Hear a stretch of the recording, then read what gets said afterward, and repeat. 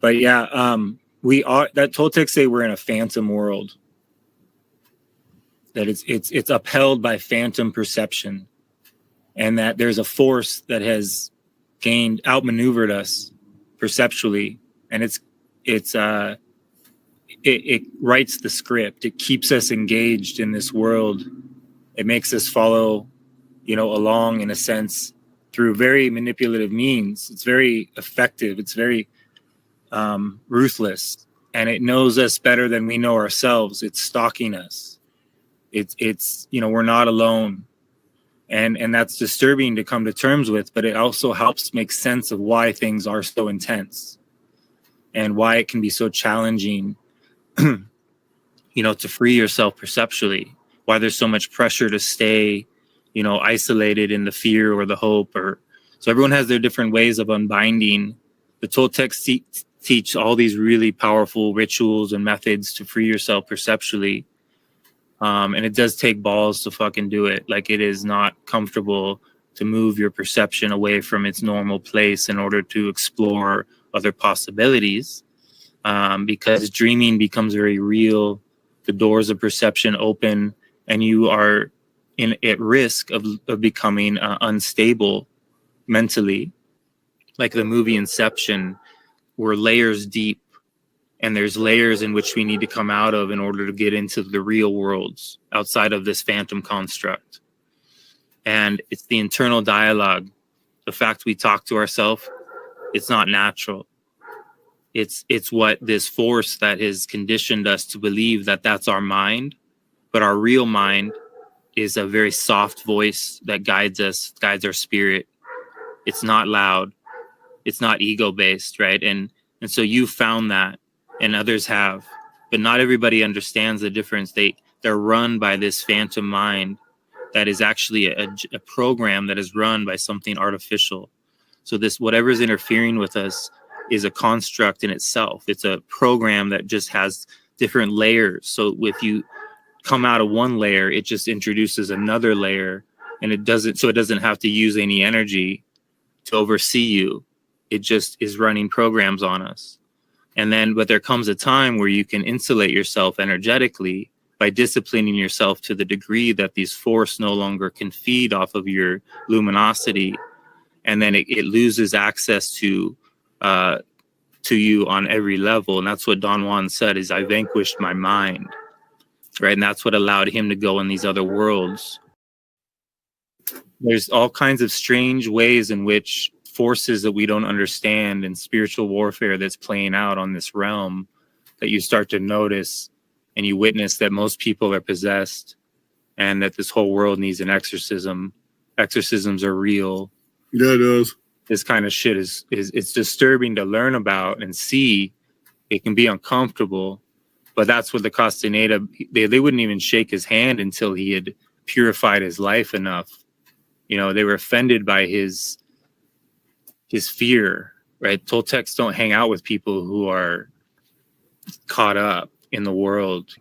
That you could prepare yourself for a very alternative way of dying. In fact, they say you don't have to lose your awareness when you die. When your life flashes before your eyes, they say that's part of the construct, and you can do that ahead of time so that the construct can't determine whether your awareness continues or not. So there's an alternative way to cross, and if you purge yourself appropriately through what they call the recapitulation, which is soul retrieval, which is you clear up all your trauma, and you shake it out of your body intensely, you go through quite the primal transformation, you can have an alternative way of dying. And that's why I'm so so focused on the Toltec materials. I believe it offers a really valid means and methods for lots of people to become aware of an alternative that is not offered in religion. But when you're sleeping and having a dream and you think it's your aunt or your mom or your girlfriend, this is the disturbing part, is realizing that's not nobody you know. Those are beings from other dimensions dressed up, pretending, trying to get a rise out of you, trying to convince you or manipulate your perception. We are under the influence of these powerful predatorial energies that are stalking us day and night. And the only way they can really gain access to us is in these subconscious layers of our dreams. So in some way, you're lucky that you're not going through some of the challenges that some of us go through with becoming aware and dreaming, because it's quite uncomfortable and intense and disturbing to look these things in the eyes and realize that they're cold. There's no warmth, right? So when you see these beings and realize that they're feminine and witchy and are seeking men, especially, the succubus concept becomes a real thing. You start realizing, oh shit, this is, if I'm going to open up myself in this way, I'm a little bit more vulnerable than, I would like to be. So you end up having to learn how to do shit different.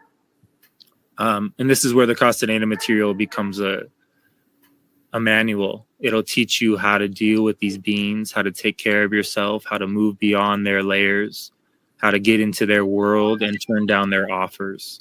Because these beings are tricksters. They're master tricksters. They're the same beings that run the theater that we're observing on the world stage. These are the beings that possess humanity, and they do so through a stop gate, right? And so dreaming gates are what these, like the movie Inception without the drugs, right? You can go into these places and deal with these beings rather than wait till you die. But when we die, we realize how these beings have been influencing our perception, and that there's a way to face them now rather than wait. And that's why Toltecs are so extreme in their behavior. They don't believe we get another shot at this.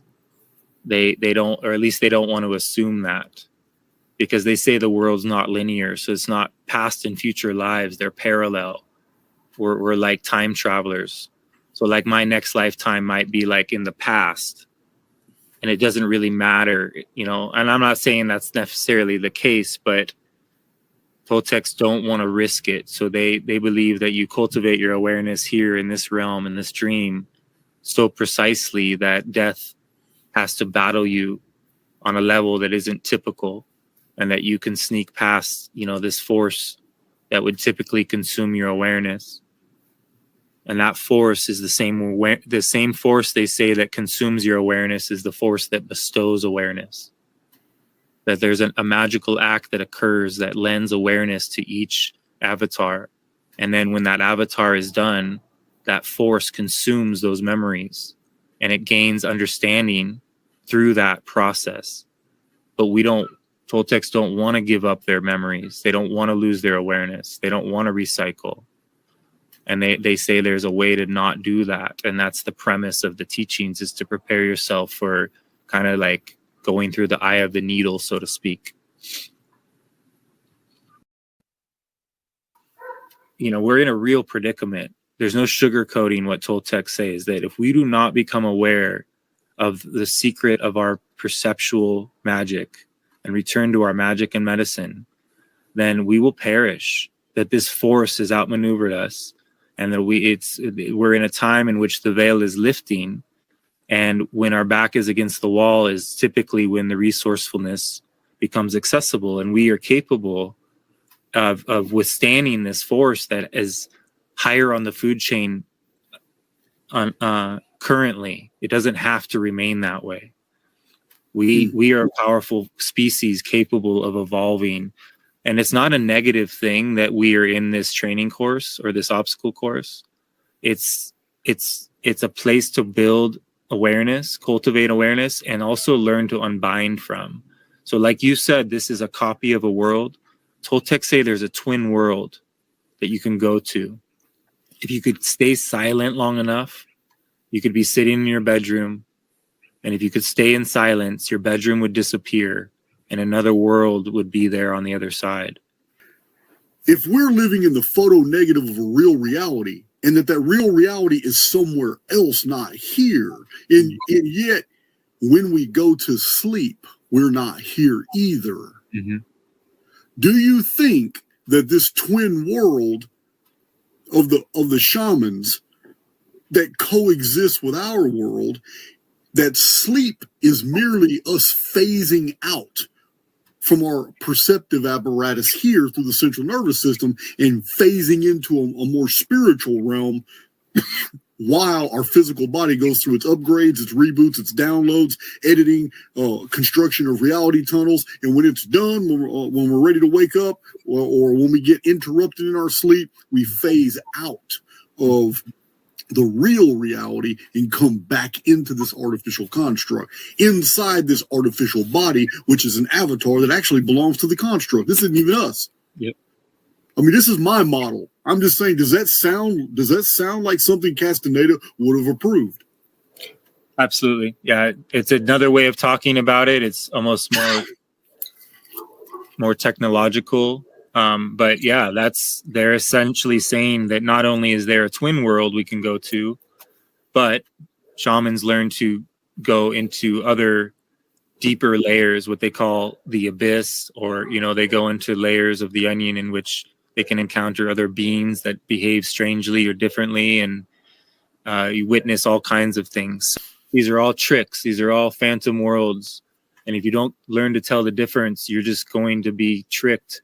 And that's what NDEs, I think, or what I think happens is a lot of people are trained and tricked by these beings, even in their death, right? And that if we can become aware of how these beings outmaneuver us, then we'll be more aware when we do die as to how those tricks might show up.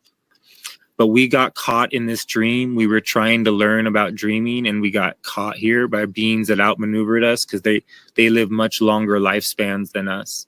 So I'm more in the like David Icke camp that it's a simulation, but it's controlled by creatures that are aware, that are not human, that don't think like us, that don't have feelings like us, but they're attracted to strong emotion. They're attracted to devotion. There are false gods that have convinced people that they're the real God, and they demand energy from them. And a lot of people are giving them that energy. So we're in like a very vampiric place in that respect. Mm-hmm. But that doesn't mean it's a negative thing to me. It's deeply disturbing, and that disturbance is what is going to make us aware of the animal nature, our primal self, and we're going to start taking care of our energy and not letting these forces manipulate our reality, and that'll have a really profound effect on making it more available to others, like the 100th monkey theory. I equally see that if there is an unseen intelligence around me that's siphoning off my intellectual or my bioessence or my part of my field, my whatever, I equally see that the prodigious amount of energy that is expended to keep me in a falsified reality, to keep me believing in false paradigms, to fool me, to misdirect me, to lead me astray, to distract me. These are put in place because I must be something to reckon with. And I don't mean me in the personal. I mean we as the human family. These things would not have been put into place and be used to the degree that we experience them if it wasn't also equally true that in order to control us, these things were necessary. Yes. So I feel absolutely empowered by the idea that this world is evil, that it's a prison, that it's a construct, that it's no good, that reality tunnels have been forged for me in the collective, and that these are dungeon programming traps and feedback loops that are designed to keep me from fully understanding who I am. That has the opposite effect on me. When I take these things into consideration, I feel empowered. I can feel energy going through me like yeah, man, F you. I done figured it all out. Toltecs say we've been reduced down to nothing in comparison to what we are. Like, we are such powerful creatures, and Don Juan ultimately said all that shamanic stuff that I was teaching you all along was just to trick you into helping you realize that the power is at your fingertips. The shamanic stuff's not needed. It's just getting your own limitations cleared